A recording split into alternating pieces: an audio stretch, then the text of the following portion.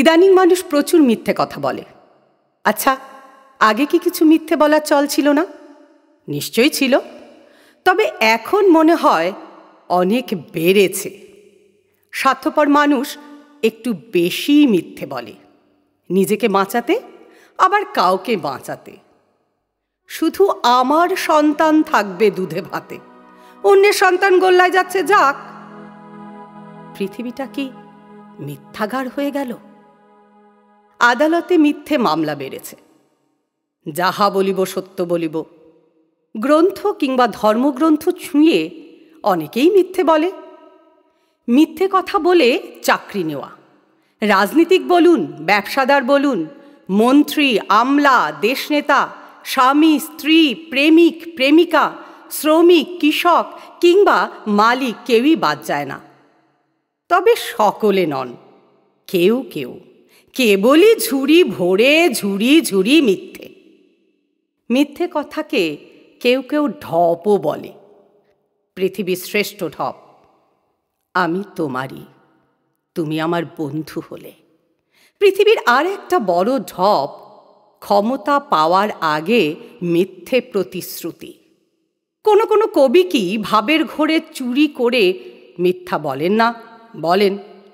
কোনো কোনো গায়ক কি ওই দিন আমার প্রোগ্রাম আছে বলেন না? দর দামে না পোষালে বলেন। কোনো কোনো খেলোয়াড় কি নিজের গোলেই গোল দেন না? দেন। নাটকে, মঞ্চে কুশীলবরা যা বলেন তা মানেন। কেউ কেউ মানেন, অনেকেই মানেন না। সিনেমা বা সিরিয়ালে যেমনটি হয় তা কি বাস্তবে ঘটে? ঘটে না। ঘটলে সংসার বাঁচানোর জন্যে হাজার দমকলেও কাজ হতো না, আগুন জ্বলত। আর বাচিক শিল্পীদের মিথ্যে কথা। আবার কিছু কিছু ডাক্তার রুগীকে যা বলেন সব সত্যি বলেন, নিজের জীবনে মানেন মানেন না। আমি নিজেও কি মিথ্যে বলিনি কোনো দিন? বলেছি। সুতরাং মিথ্যে দিয়েই জগৎ চলে, ঢপ দিয়েই কেউ কেউ কোটি টাকার পাহাড় বানান। কিন্তু শঙ্খ ঘোষের মতো কবিতা, মিথ্যে কথা আজও কেউ লিখতে শিখল না, শিখল না।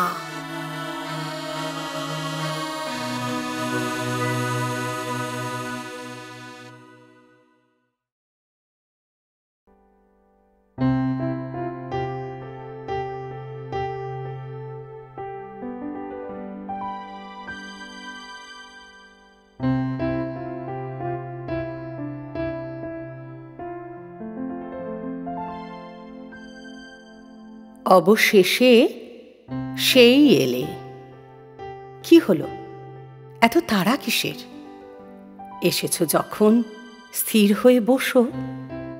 এসো এসো, আমরা একটু চা খাই। না না, তোমাকে হাত লাগাতে হবে না। এসেছো যখন বসো, থিতু হও, হাতের ওপর হাত রাখো। জীবনের এত তাড়া থাকলে দুঃখের কথা বলবে কখন? এক একজন নারী এক একটা রামায়ণ কিংবা মহাভারত। শুধু তোমার কথা শুনবো কেন? আমারটাও তো বলবো, শুনবে না? তাহলে আবার বলছি, আর একটু সময় দাও। দুঃখের সাতকাহন দেওয়া নেওয়ায় সময় লাগে। জানি জানি তোমার অনেক কাজ আছে, কাজেই এসেছো, তাই দ্রুত কাজের কথায় আসতে চাইছো। পিএইচডি করায় ছেদ পড়েছে, আবার শুরু করবে? কেন ছেদ পড়ল তা সবিস্তারে বলবে, শুনবো। কিন্তু এখন আমরা একটু অকাজে থাকব। অকাজও একটা কাজ, তার মূল্যও কিছু কম নয়। জীবন তো একটাই, পরজন্মে আমার এতটুকু বিশ্বাস নেই। যা হবে সব এই জীবনেই হবে, পিএইচডিও। নিজস্ব কিছু পাহাড়, নিজস্ব কিছু নদী, নিজস্ব কিছু সমুদ্র, তাদের সামনে সময় করে স্থির হয়ে বসাই হলো না, না তোমার না আমার। কাজের তাড়নায় সুখ দুঃখের কথাও কিছু হলো না, অথচ জীবন দ্রুত ধাবমান। শুধু কাজ আর তারা, তারা আর কাজ। টার্গেটে পৌঁছনোর চাপে সবাই বুড়ো হয়ে যাচ্ছি। টার্গেটে পৌঁছলেই গাড়ি, বাড়ি, মল, রেস্টুরেন্ট। ভালো করে কোনো সাহিত্য কিংবা কবিতা একান্ত করে পড়াই হলো না। পাবলো পিকাসোর কথাটা মনে করো, I do not seek, I find.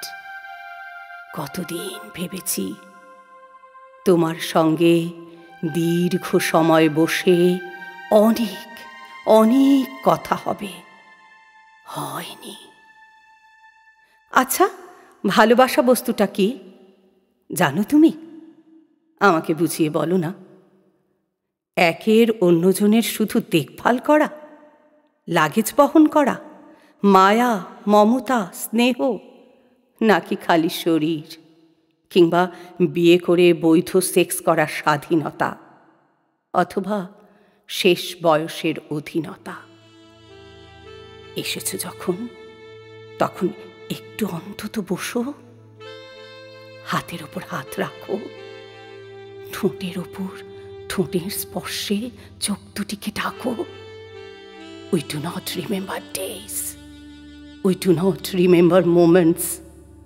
তুমি আমার নিজস্ব নদী, যে নদী অন্য খাতে বয়ে গেলেও তোমার কাছেই থাকি, তোমার কাছেই থাকি।